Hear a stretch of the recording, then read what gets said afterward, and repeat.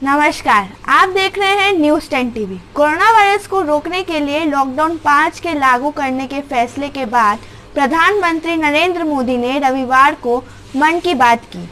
इस दौरान उन्होंने कोरोना से लड़ाई, श्रमिकों की पीड़ा, बंगाल में सुपर साइक्लोन अम्फान, खेतों में टिड्डियों के हमले, लाखों मजदूर को घर पहुंचाना, आत्मनिर्भर भारत, नई चुनौतियों समेत कई मुद्दों पर देश को संबोधित किया।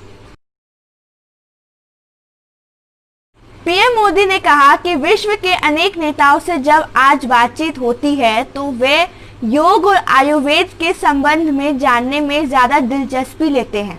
उन्होंने कहा कि कुछ नेताओं ने मुझसे पूछा कि कोरोना के इस काल में ये योग और आयुर्वेद कैसे मदद कर सकते हैं। उन्होंने यह भी कहा कि हर जगह लोग योग और आयुर्वेद को ज़्यादा से ज़्यादा जानना चाहते हैं, उसे अपनाना चाहते हैं।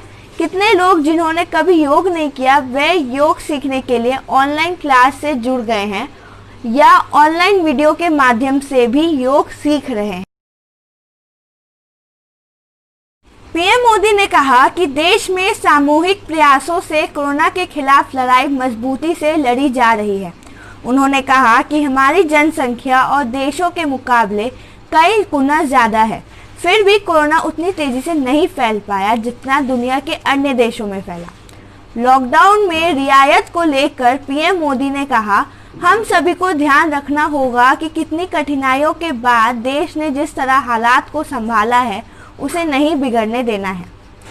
हमें लड़ाई को कमज़ोर नहीं होने देना है। हम लापरवाह हो जाए, सावधानी छोड़ दें, ये कोई विकल्प नहीं है।